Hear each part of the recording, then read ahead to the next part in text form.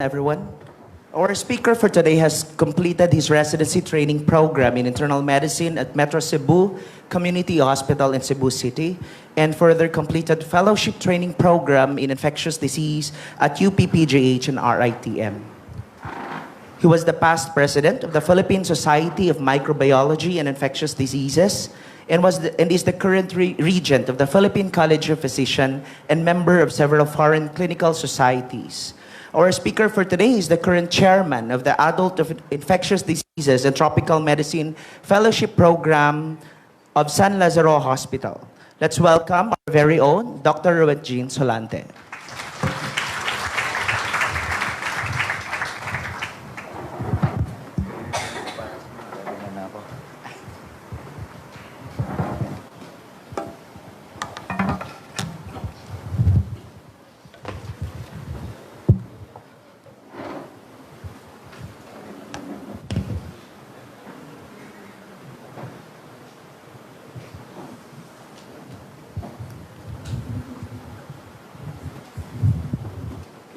Thank you, Megs, for that kind introduction.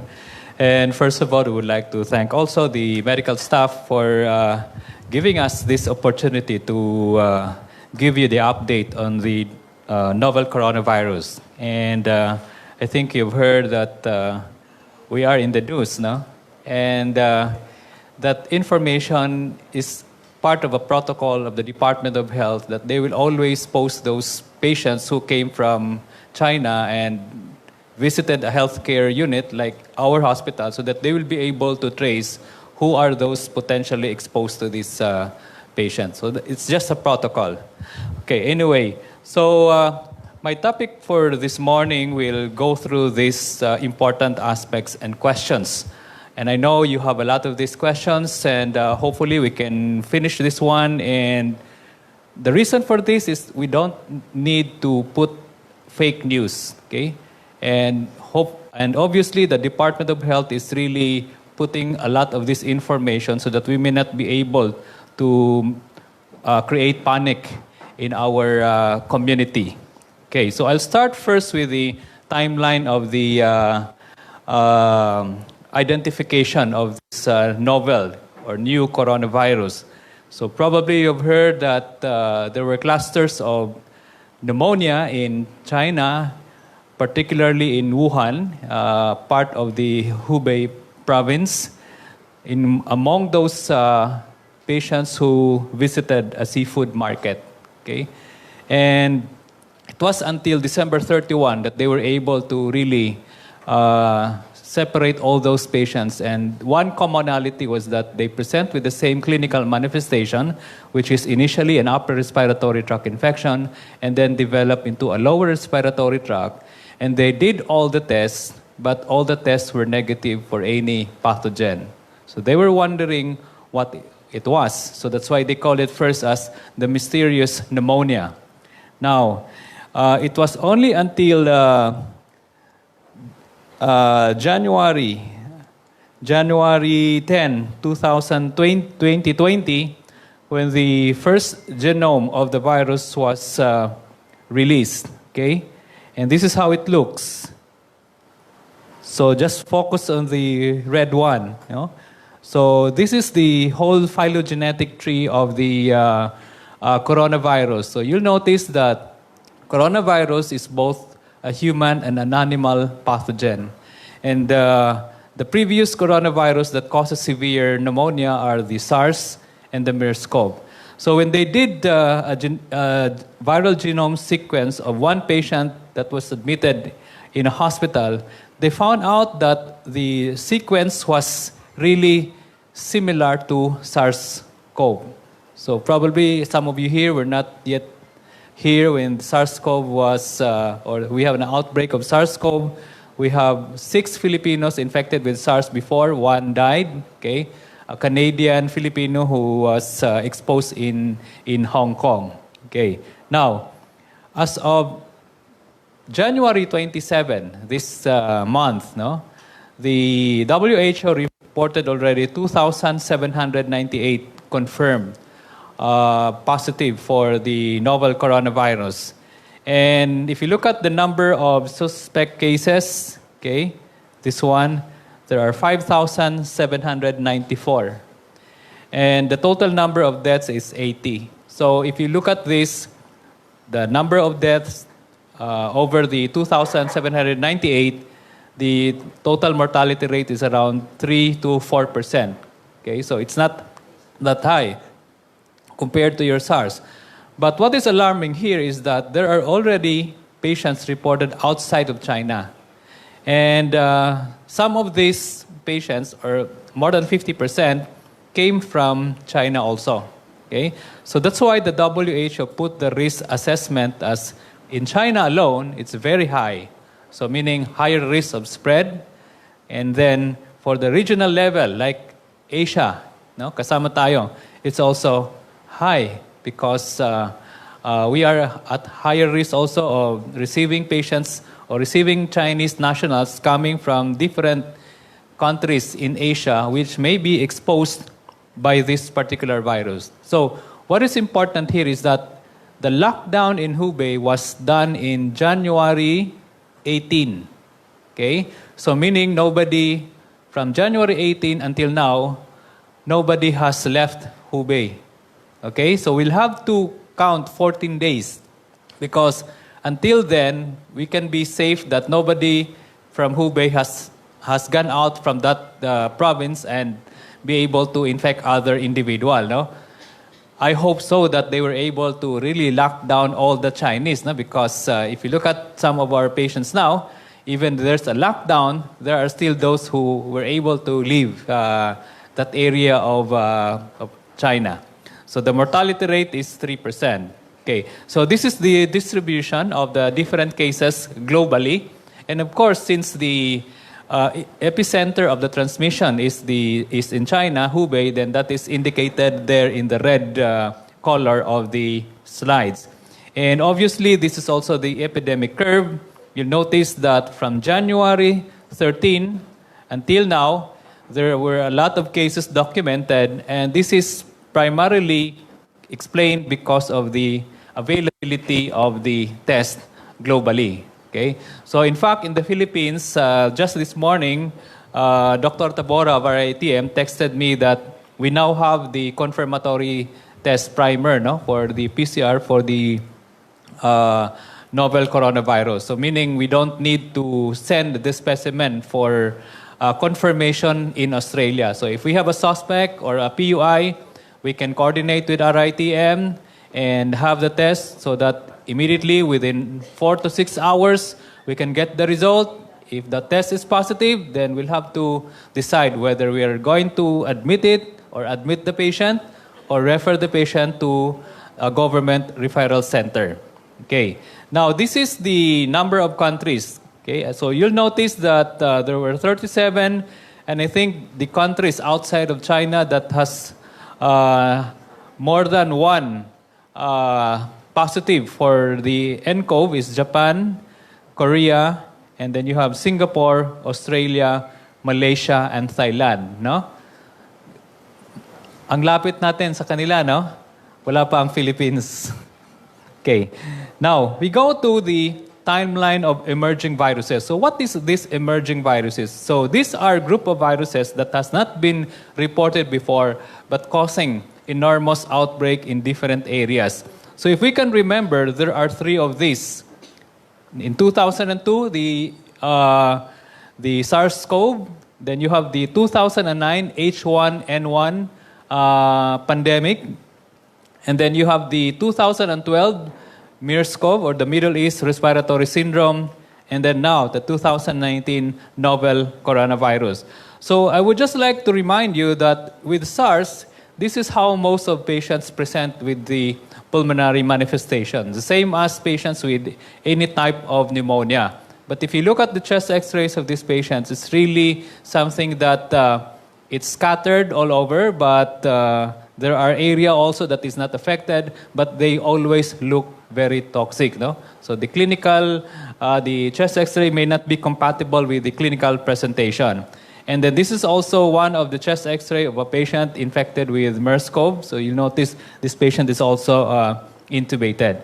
So the question now is, how do these viruses emerge? Since your coronavirus is also found in animals, okay, your MERS-CoV has been documented to be coming from what? What animal? The Dromeda camel. What about the SARS? Civet cat. Okay. But there is always a primary reservoir of these animals because your civet cat and the Dromeda camels are just the intermediate host. So among the three, it's your what? It's the bat. Okay?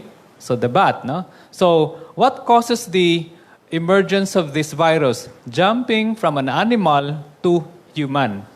So meaning there is this ability of the virus to adapt, first to mutate and then to adapt and bind to a receptor of the human in order for it not to be recognized by our immune system. Because our immune system, innate immune system, can always recognize a pathogen. But there is something with this virus that it can mutate and it will not be detected once it binds to our receptor. So the emergence and spread of these respiratory pathogens can also be explained by one, population growth. No? So there are a lot of people, so meaning it causes pressure among these animals to cause it stress and somehow increase the risk of mutation. Then you have climate change, urbanization, and of course, the most efficient way of transmission now of the virus coming from different country. What is that? Through airplane, okay, and migration.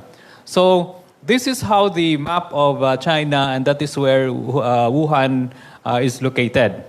Okay, so what is coronavirus? Coronavirus, as mentioned, are one of the most common cause of common colds. Okay, and in fact, it's always self-limited. The only time that this mild type of virus can cause severe respiratory infection if your patient has comorbidities. And common among these are those patients who are elderly, those patients with cardiovascular complications, those with pulmonary conditions like COPD. So if you have those conditions, then you will have a viral infection, then you are at risk of severe type of pneumonia. So globally, this virus travels periodically, no? Because they're being brought by the animals. That's the reason why surveillance is also important on the onset of these different species. So if you look at the phylogenetic relationship of the different subfamily of your coronavirus, you'll notice that most of these are not only in humans, there are mouse, there are bovine, in fact there are pigs, and then there are also most of any animals can thrive, or they can always thrive in any of these animals. No? So that's why in that seafood market, they cannot really pinpoint which among those animals was the source by which the human acquired the infection. Ano bang hula nyo? Saan kaya nanggagaling yun? Sa bayawak? Sa sa daga? Anyway, I'll give you one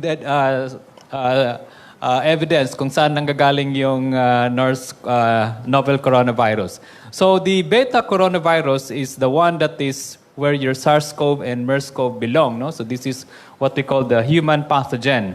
So as I've mentioned, usually the animal coronavirus will not infect humans. But because of what they call a spillover event, no? They can cross species to another species, especially affecting humans. Okay, so how did this 2019 novel coronavirus emerge? Okay, so if you look at the actual phylogenetic analysis of a patient infected with novel coronavirus, okay, so ang sinabi ko kanina, ang pinakamalapit niya is what? Your SARS coronavirus. Magkahuwig sila, no? Not much with the MERS coronavirus. Okay, so this patient, this is where they were able to isolate first, no? Through an electron microscope, this is the appearance of the novel coronavirus. Okay? And this is how the coronavirus will also attract the different inflammatory cells in the lungs, no? So they did a sample and they were able to note that the pathogenicity is really driven by cytokine storm. So just like a patient with bacterial pneumonia or bacterial or sepsis, it can also stimulate our inflammatory cells. Now, they said its close similarity with SARS-CoV can also be traced that this particular organism, the primary reservoir are the bats. Okay? So meaning the novel coronavirus is directly transmitted from the bats or by means of another intermediate host. Ano kaya yun? Okay. This is a publication which was just published January 22. And they were able to identify a homologous, magkapareho, no? Recombination of a glycoprotein of the coronavirus that was isolated in the bat, isolated in human, and now they tested it positive in the snake. Okay?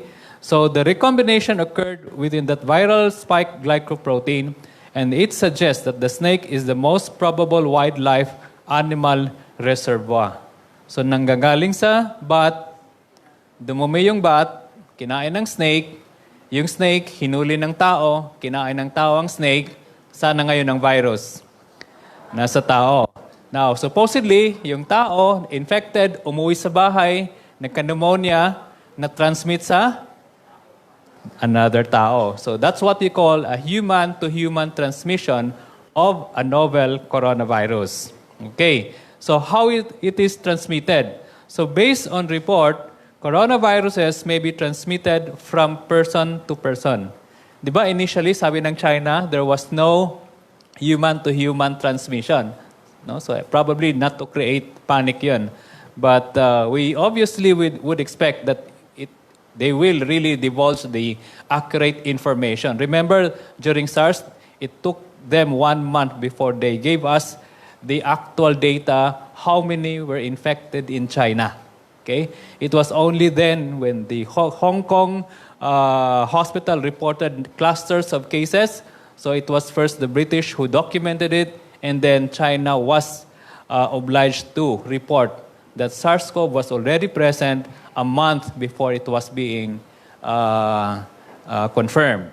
Okay, so during provision, no? So common to, during provision of a clinical care to an infected patient. So what is very important in the control of novel coronavirus, because there's no antiviral treatment? What is it? It's what? Infection control. Okay? We have to equip our hospitals, our nurses, with the proper infection control equipment. Okay, like your N95 mask, no? It should be available. Our ER should have an isolation room.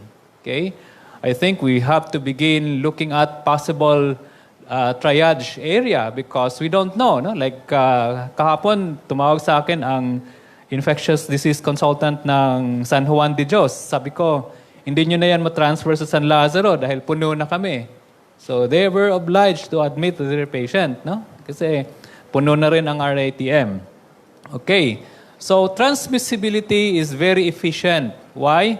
Because of this what we call receptor in human, the angiotensin 3 converting enzyme 2.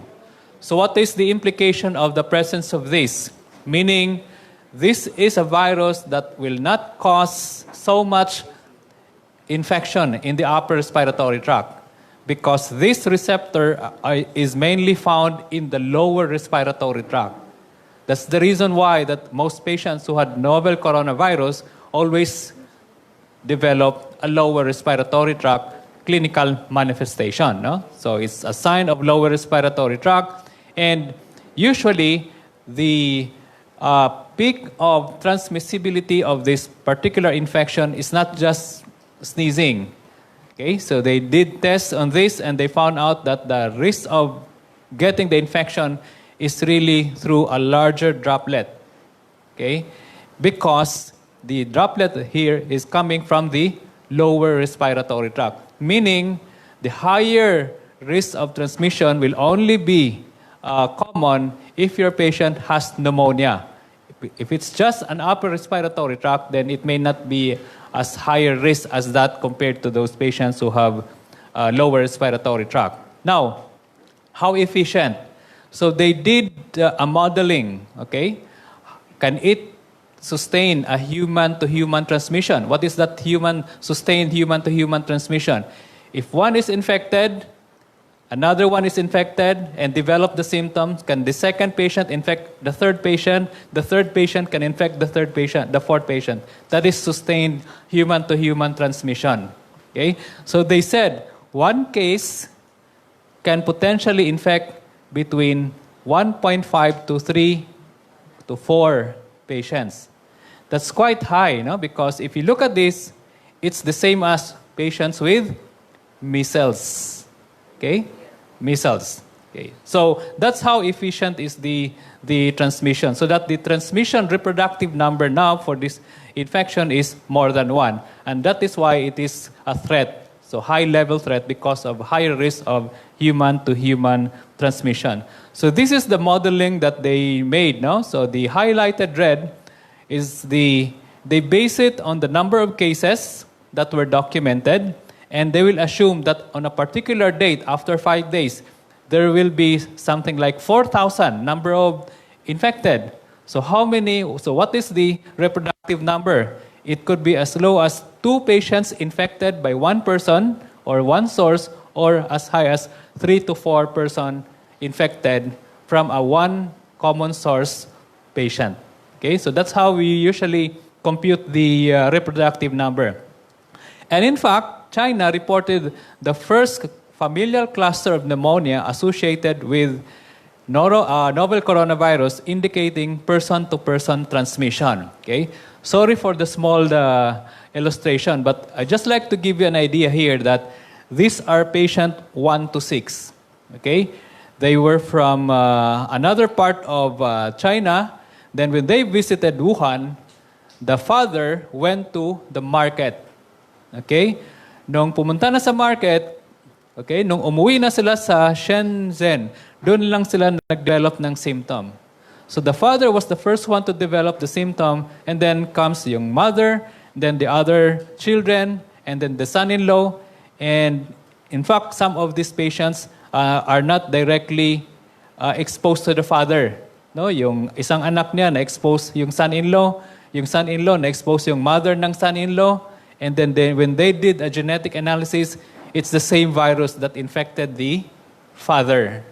Okay? So this is the data that somehow support that there is human-to-human transmission, that even in the absence of that index patient, if one will be exposed, you can also potentially expose another individual. So who are the people at risk? Okay, of course, those in close contact with the intermediate host. So that's why they closed the market, no? Because that's where the source of the animals that may be the one that is really the source of the virus. And then the second at risk are the family members or healthcare workers who are caring for patients infected with the new coronavirus. Okay, let's take a look at some of the clinical data of the first group of patients that were admitted in Wuhan. Okay, this was published online January 24. No, so bago-bago pa to. Okay, so if you look at the number of hospital admissions by age group, most of those that were admitted ranged from 25 to 50 up to more than 65 years old. Okay. And I think the youngest then was a 16-year-old during the time, no? And hindi siya pumunta sa market, ha? Na-expose lang siya doon sa father niya. So what are the other important demographics here? Majority of those infected are male. So sila yung palaging pumupunta sa seafood market, no? Compared to female. And then 66% of those with symptoms had exposure in the seafood market. Okay? And then what were the common comorbidities? You have here diabetes, you have hypertension. In fact, among those patients who were having severe nCoV manifestations that were admitted to the to the ICU, has cardiovascular disease and chronic obstructive pulmonary disease. Okay? So just like patients with influenza, no, these are the comorbidities that you have to watch out because this can also amplify and can become unstable so that the patient can also be unstable. Now, what are the most common signs and symptoms? So, majority of patients, 98 to 100%, manifest with fever. This is followed by cough, and then you have myalgia. In fact, sputum production is only around 38%. So sputum production is not that much compared to a bacterial etiology of pneumonia, unless there is a co-infection.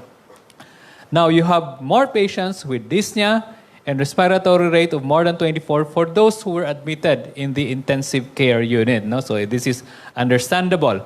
What about the white blood cell count? What were the picture of the white blood cell count? Majority of the patients with the white cell blood count or the WBC is less than 10. Okay? So leukopenia, and then you also have lymphopenia. So because it's a viral infection. Now the rest of the other parameters are not so significant. Okay? Then probably we'll have to look at procalcitonin. No? So I just like to mention this one because we always do procalcitonin to differentiate bacterial from a viral etiology. So you will notice that in some patients, the procalcitonin, in 25% of cases, among patients admitted in the ER or in the ICU, are more than 0.5. So meaning, why is it that the procalcitonin is elevated when in fact, it should not be elevated in a viral pneumonia?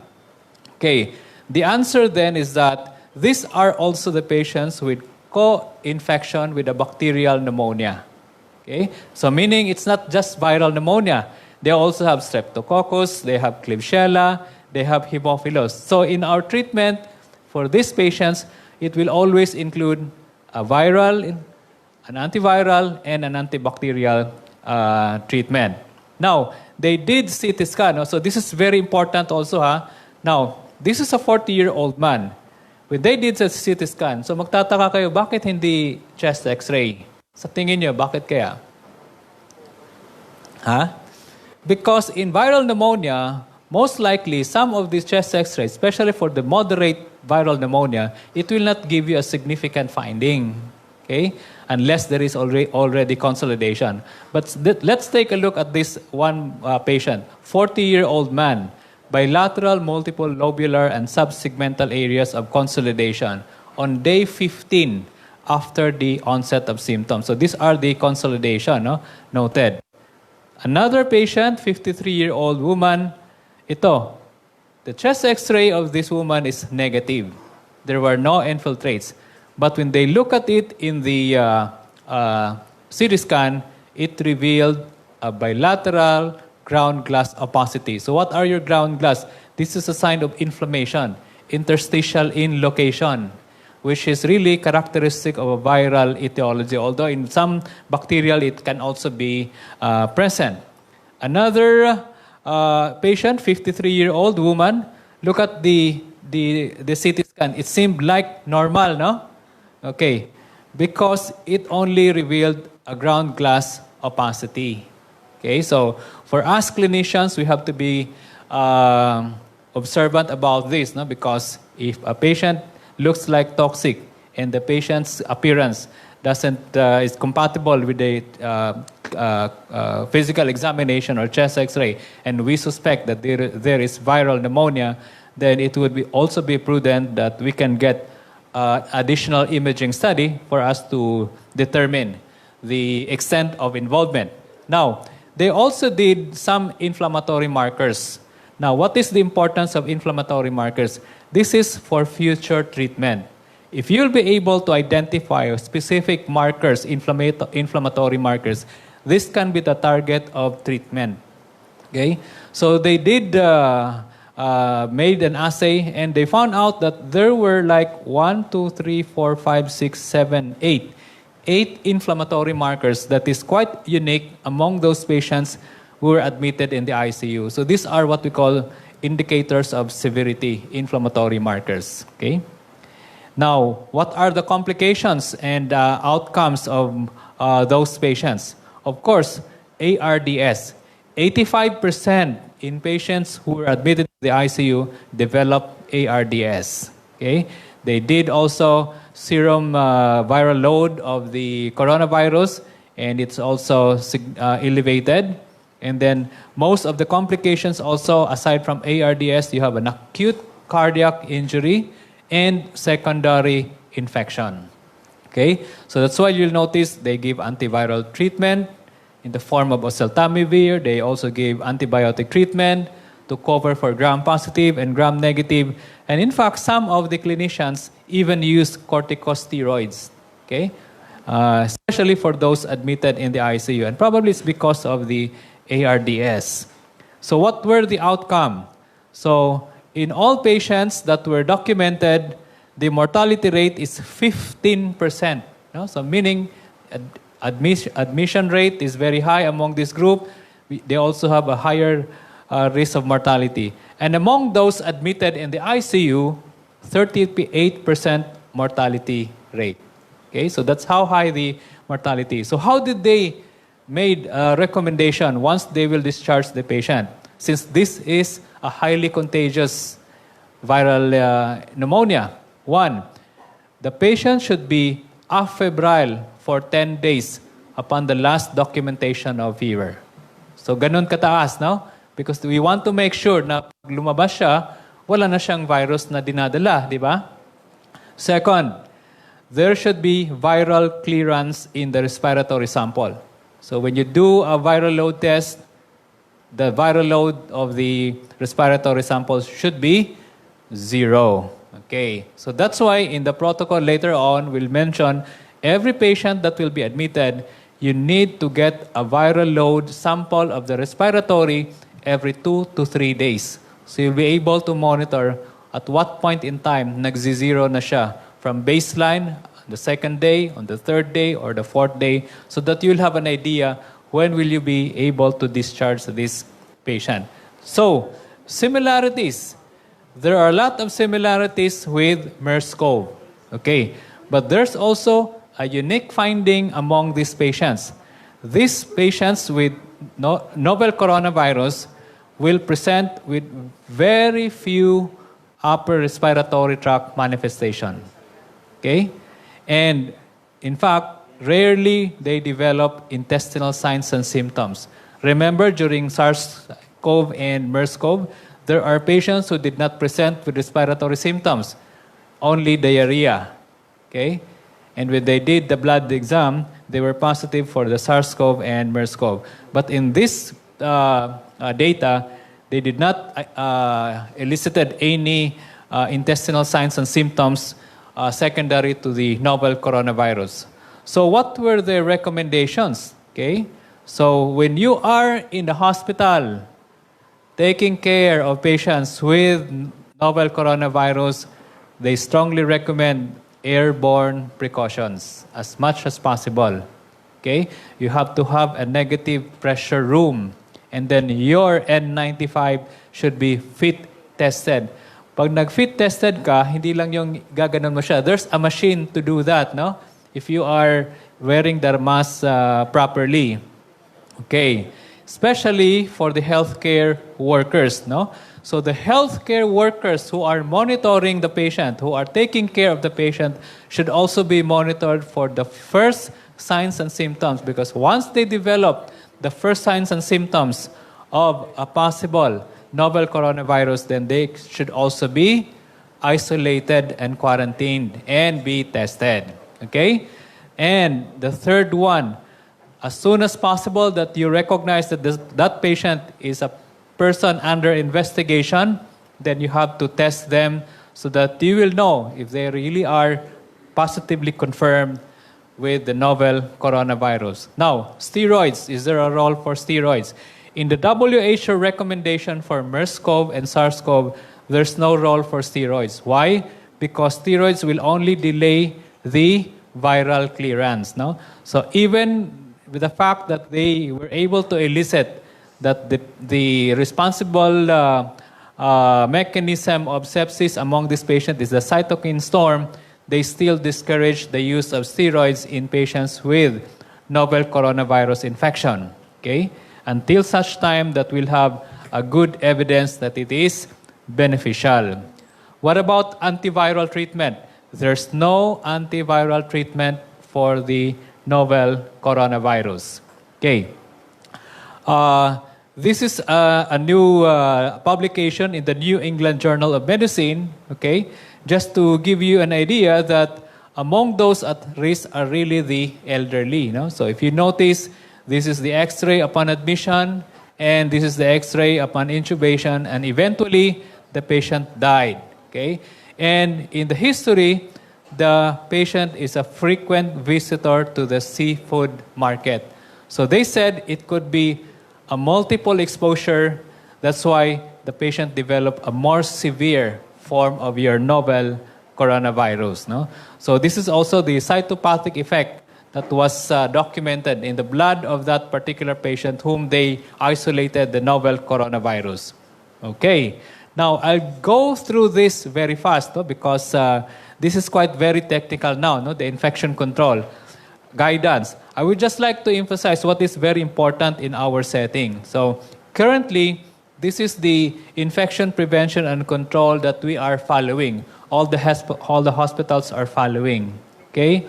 So what are the 5 principles of infection prevention and control?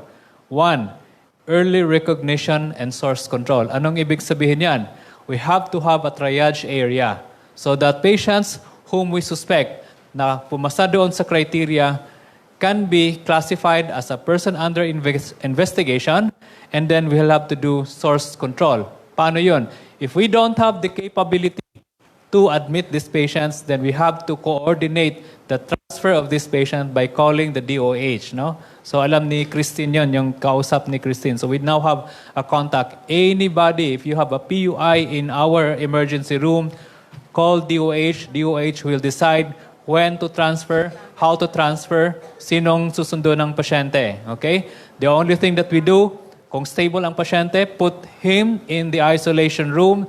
Less number of individuals should be coming to that room. Only the assigned MROD and 1 nurse. Okay? So, klaro yan, ha? Hindi lahat pumupunta doon na makipag-osyoso. Ha? Okay, as much as possible, the data should be confidential. Application of standard precautions for all patients. No? So after this, I'll be meeting with the ER and the infection control so to plan out our standard precautions and preparation for that. Hopefully, it will not come.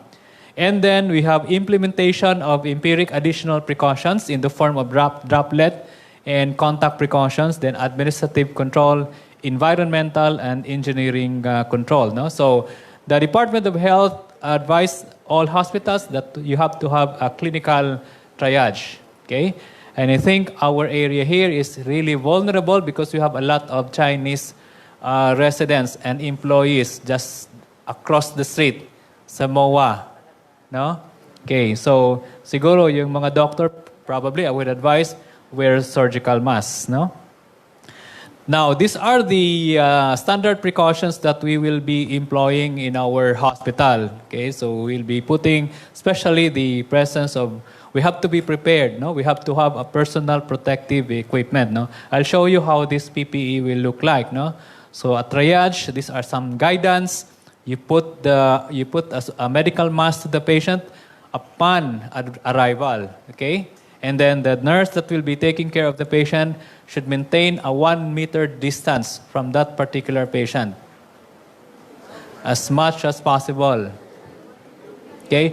Kaya importante meron tayong triage, no? So that before the patient will be evaluated, okay, you will know who will take care and who will be the first line. Okay? And don't forget hand hygiene. Before and after touching the patient or any surfaces where the patient touched. Okay? Should not be, we should be careful with that, no? Okay. Now, these are the other empiric precautions, no? So like for example, if we decide we will admit a PUI kasi wala nang mapuntahan, saan natin siya ilalagay? Wala tayong negative pressure room. Ha? Wag naman sa parking lot. Okay, so we have to identify one isolation room that will be far from the wards, no? Okay. Pag-usapan pa natin yan. Okay. And then, if we will be able to identify also a healthcare worker shifting that will only take care of those persons under investigation. Okay? So they will not be also assigned to other places. Okay. So this is how the PPE will look like, no? And it's very important that we have to have a PPE, one set of PPE in the emergency room, one set of PPE in the wards, and one set in the ICU. Okay? Kailangan natin yon kasi in case we have some of these patients na hindi natin alam, meron palang exposure ng China. No? So sabihin lang, nandito na sila sa Pilipinas since November, pero kagagaling lang pala ng China. Ha? Oo. Okay, so these are some of the precautions. No? I will be giving this guideline to our infection control. So contact precaution. Every patient, normal naman to, ginagawa natin sa lahat ng pasyente, no? So you have to wash your hands before and after leaving the room. This is the basic infection control precaution in all of our patients. Okay? And then, you only institute droplet precautions if the patient is really symptomatic. So what is the droplet precaution? Place the patient in a private room. Wear an N95 mask. Okay, you have to wear an N95 mask. As much as possible, do not transport the patient just because you want to do a chest x-ray or repeat the chest x-ray. Minimize transport of the patient. You only do the transport if you really need to do the chest x-ray or the CT. That will determine and help you in your management. But otherwise, do not transport the patient. Okay? If you're going to transport the patient, as much as possible, let them wear surgical masks. Okay? And you have to plan out the path, the way the patient will be going, no? Hindi siya sa common hallway. We have to prepare for a separate area where the patient will be saan siya dadaan. Okay? Oo. And in a droplet precaution room, we have to have an anti-room. Before entering, we'll have to wear all of this. And then once you are ready, when this healthcare worker will be ready, meron siyang body-body system, no? Yung isa, titingin kung tama ba yung sinusuot niya. So, ibig sabihin, hindi ka papasok sa room without the other one. And then, pagpasok niya sa room, paglabas, the one that is yung body niya will also help him take out all of those disposable. Ha? These are all disposable. No?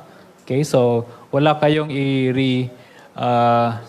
reuse dito. Okay, ito yung mahirap. E paano pag dumating sa ER natin, intubated? Ha? Anong gagawin natin? Tawagin natin DOH. So ito yung sinabi ko, we have to be prepared. Because when you have a patient in which aerosol generating procedure has been done, like tracheal intubation, non-invasive ventilation, resuscitation, or manual ventilation before intubation, then we need to have it in a negative pressure room or a room with good air exchange. Okay? So these are some of the examples where all of the healthcare worker in that area should wear the N95 aside from the usual PPE. No? So ideally, in an airborne precaution, we need to have a monitored negative air pressure that can have 6 to 12 air exchanges per hour. No? So meron kang i-adjust doon sa...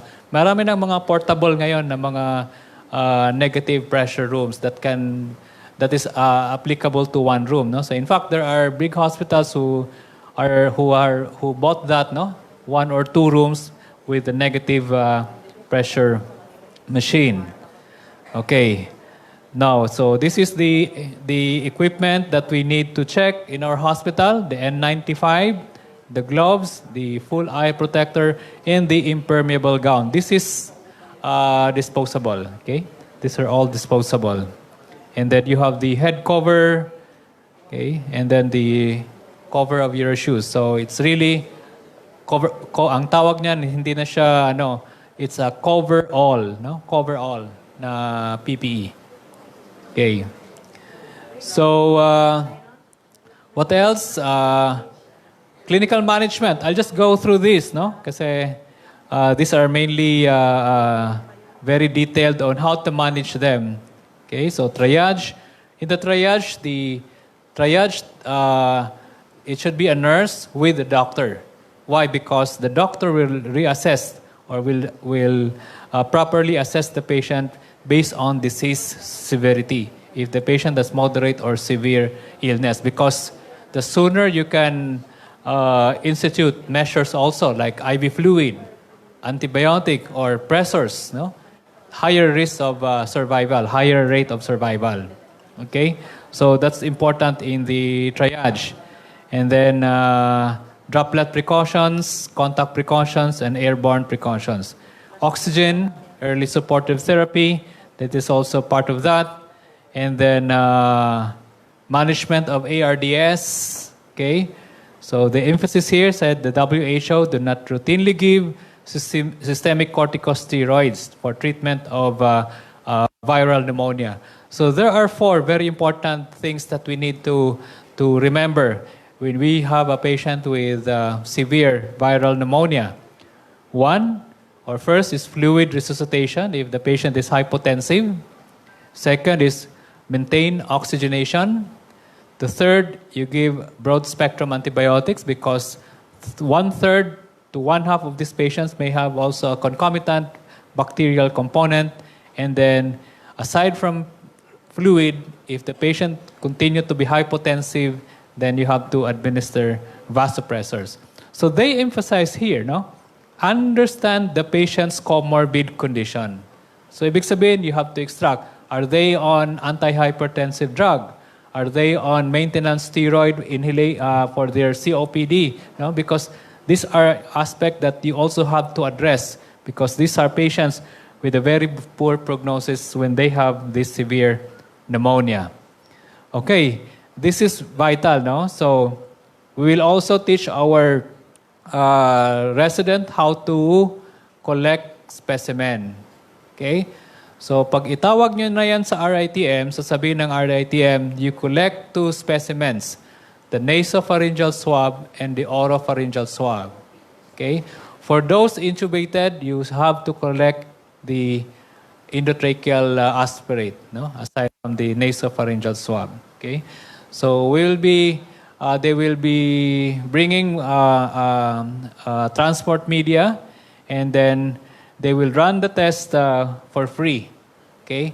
Since we are still in the outbreak preparedness mode.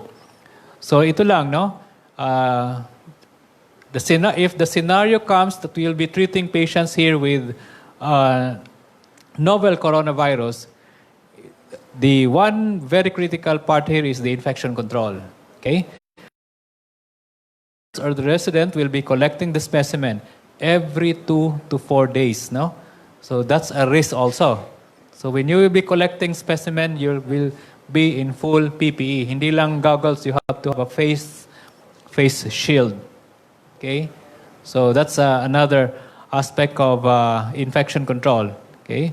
So we will require 1 or 2 negative results before we will say, it's okay now to remove all the precautions. Depende na yan sa policy natin. Okay? Then this is the management of hypoxemic respiratory failure and ARDS. Okay, so it's really on a stepwise manner, no? If you look at this guideline. And of course, prevention of complications. So I think Christine has mentioned this one. This is now the revised decision tool for novel coronavirus. Ito. Example ko lang ha. Yung patient natin, meron siyang fever, di ba?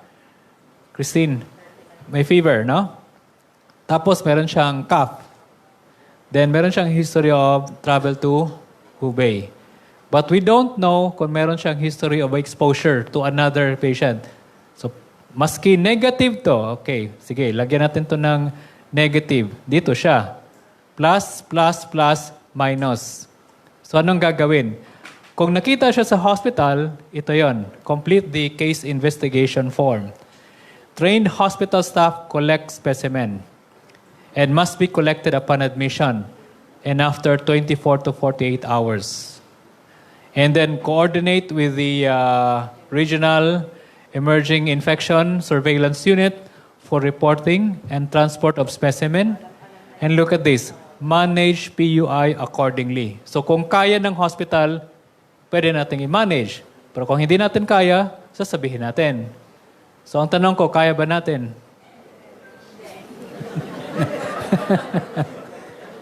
Okay. Madali lang tayong kausap. Di namin kaya, refer namin. Di ba? Ganun lang, simple lang. Okay. Ito naman, these are the person for monitoring, no? So when you look at the person for monitoring, tig-isang plus lang yan. May lagnat, pero wala namang cough. Wala namang history ng province ng Hubei. Pero nanggaling ng China. Ha? Tandaan mo yan, ha? May mga ganong pasyente. Nilagnat, pero nanggaling ako ng China, malayo sa Hubei. Anong gagawin? I-admit nyo ba? Monitor lang. Di ba? Ito, may ganito kaming pasyente. Wala siyang lagnat, wala siyang cough, sinabihan siya ng boss niya, taga dyan sa MOA, punta ka sa hospital, pa-clear ka kasi galing ka ng Hubei. Anong gagawin mo? Di monitor. Okay? Don't admit. No? So, i-report mo lang siya. No? Collect and evaluate the health declaration card. Okay? Advise the patient to go home. So, magbilang ka ng 14 days kailan siya dumating galing ng Hubei. Pag walang symptom, edi pawin mo na after 14 days pa. No? So like for example, si Christine yung na-expose ngayon. If the test tomorrow will tell us it's positive, anong gagawin natin kay Christine? Grabe kayo. She can still work. Have the symptom, i-isolate na. No? Pwede sa bahay, pwede rin dito. Pero mas maganda siguro sa bahay. Ha, Christine? Ilan pa bang na-expose doon nag-take care ng pasyente? So, sabi ko kay Grace, i-monitor lang. Anong araw yon? 24, 25, 26, 27. So, 14 days. Hanggang kailan natin sila i-monitor? February 9. February 7. Christine, ha? Magsabi ka ng totoo, ha? Biro lang. Okay, so that's how we evaluate, no? Okay, so ito yung sabi ng DOH kahapon, no? Nag-press conference. So, current number of person under investigation in the Philippines is already 24. Kasama yung pasyente natin, no? And then as of 1:30 kahapon, 5 PUIs were added while 3 were discharged. Okay? So sabi nila globally, 2019 confirmed now is 4,515. So hindi na siya 2,000. And there were already 106 deaths. Okay? So tingnan mo yung mortality rate niya, mga ganon, 4 to 5%.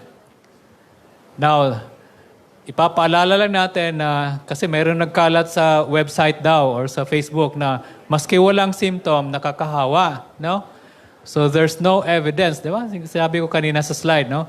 No evidence that asymptomatic patient will be infectious. So the DOH reminds us to practice cough etiquette and frequent hand washing, ha? Importante yan. Okay, so ito na yung pasyente nang galing dito.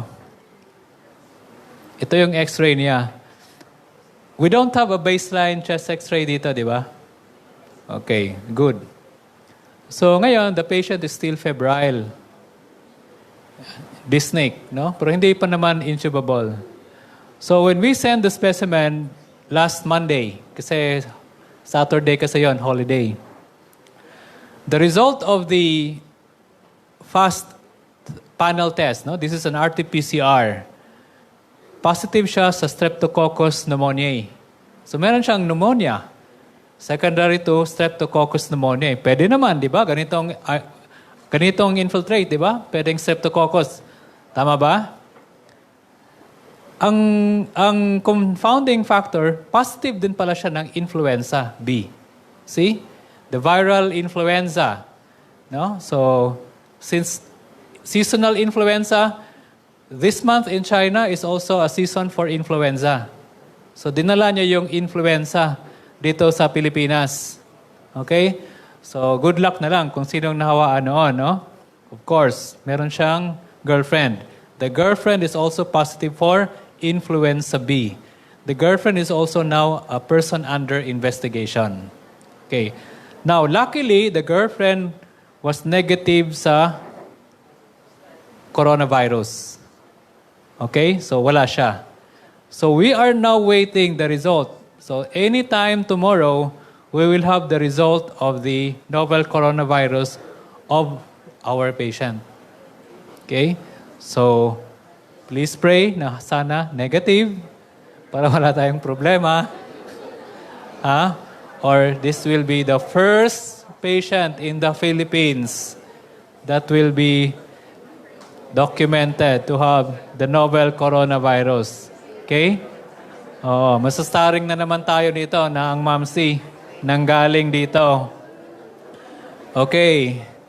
So, just have to be confidential about it, ha? Huwag naman kayong magkalat muna, no? Until such time, ha? Until such time na makita natin yung result. Kasi ngayon, di ba, nag-post na tayo na wala tayong patient dito, which is right, no? So that's something na mitigate natin. Okay, now, there are still a lot to learn in this infection, no? Before I'll end this. If it's similar to your SARS-CoV, it binds and replicates rapidly, highly virulent. The virus will spread systematically. Then this will be a long outbreak. Okay? This will be a long outbreak. Okay?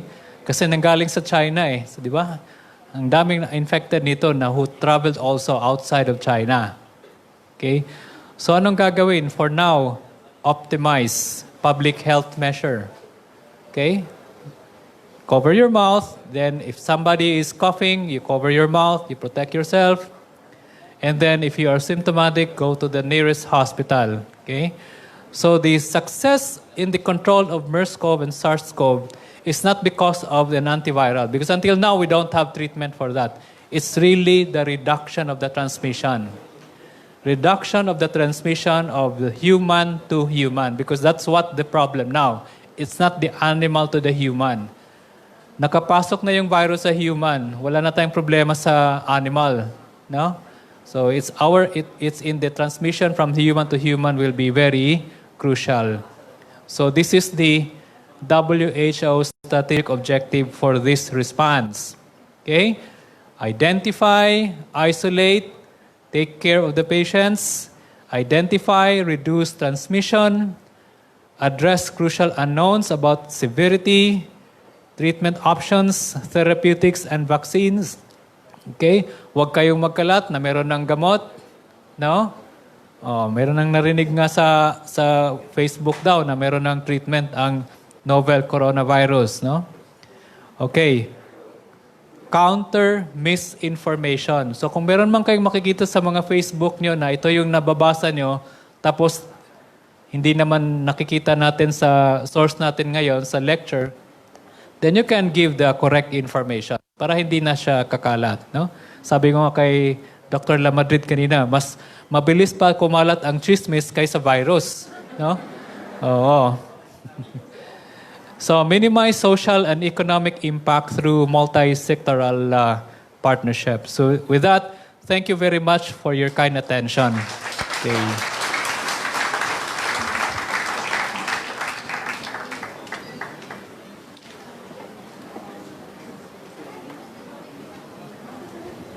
Oh, okay. Hello. Hello.